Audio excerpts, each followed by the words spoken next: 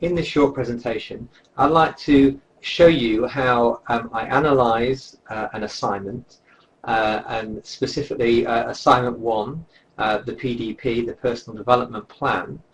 To do this, I'm going to use an essay that gained 80%, and I'm going to talk about the different aspects that I think added quality and depth to this paper. So let's have a scroll down. Okay, of course we have the front cover, which has all the important information on it, the module, my name, it had the student's name and number, essay deadline, word count, and the amount of pages enclosed.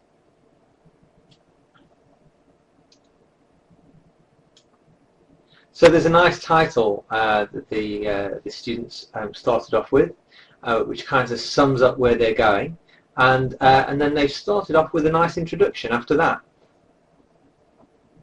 So you can see it's nice and succinct, tells me exactly what's going to be covered in this essay. You could add to this by saying here that the essay will finish with a personal development plan that responds to the issues brought up in the analysis. But even so, it's a good introduction. So here we can see how this paragraph here, well, the sentence here, returning to my previous reflective essay, the student reflects back on earlier work they've done, integrates a reference very nicely, doesn't interrupt the flow of the work at all, and starts to give me a little bit of a summary of the things they found out last year. Now this next bit's really interesting. Look at this here.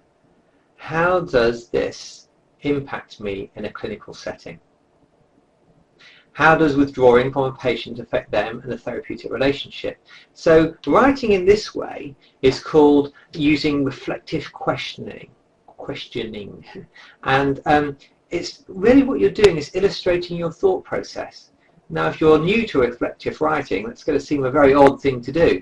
But remember, reflection's about you, and it's about what's going on with you and what what you're thinking, what you're feeling. So actually using questions in this way shows that kind of internal debate going on in your head.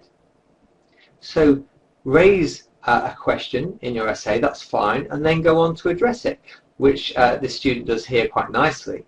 Again, integrating references well. Rogers, 1980, and Egan, 2002. Propose that, blah, blah, blah, blah, blah. So they're starting to address the questions that they've raised. They're also starting to question their own perception a little bit. And, can you see how the references are interspersed in here quite nicely?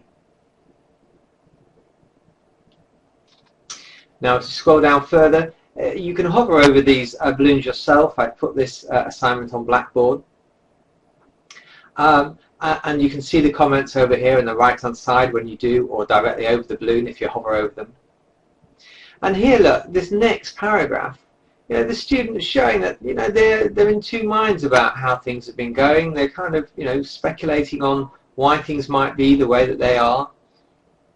So in this first bit of the PDP-1, this analysis, it's fine to have unresolved questions. It's fine to speculate on why you think this might be an issue, because your plan is going to set out how you're going to explore it further.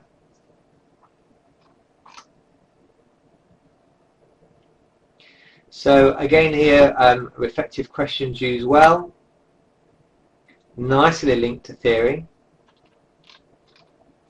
Moving on. So the student reflecting on one of their workplace